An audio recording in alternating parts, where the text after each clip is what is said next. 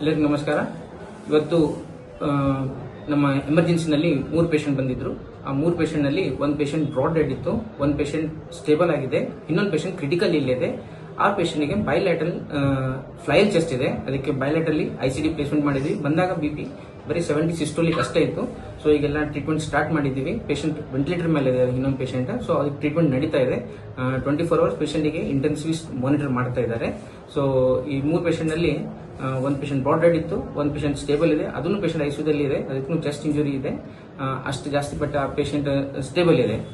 IAS officer Mantesh Biligi ಅನ್ನೋ ಪರಿಸ್ಥಿತಿ ನಿಮ್ಮ ಹಾಸ್ಪಿಟಲ್ ಬಂದಾಗ ಯಾವ ರೀತಿ ಇತ್ತು? ಬಂದಾಗ ಅವರು ಬಿಪಿ ಇದ್ದಿಲ್ಲ, ಪಲ್ಸ್ ಇದ್ದಿಲ್ಲ, ಸ್ಯಾಚುರೇಷನ್ ಇದ್ದಿಲ್ಲ, ಪ್ಯೂಪಿಲ್ಸ್ ಫಿಕ್ಸ್ಡ್ ಅಂಡ್ ಡೈಲೇಟೆಡ್ ಇತ್ತು.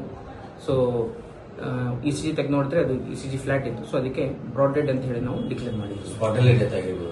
ಆಗಿರ್ಬೋದು ಸರ್, ಸ್ಪಾಟಲ್ಲಿ ಆಗಿರ್ಬೋದು, ಬರುವಾಗ ಆಗಿರ್ಬೋದು. ಹಾಸ್ಪಿಟಲ್ ಬರೋಕ್ಕಿಂತ ಮುಂಚೆ ಇದಿಲ್ಲ ಸರ್, ಇದಿಲ್ಲ ಜೀವ ಇರಲಿಲ್ಲ. ಇರಲಿಲ್ಲ ಸರ್. ಎಷ್ಟು ಜನ ಟೋಟಲ್ 3 ಪೇಷಂಟ್ ಬಂದಿದ್ದಾರೆ ನಮ್ಮ ಹತ್ರ.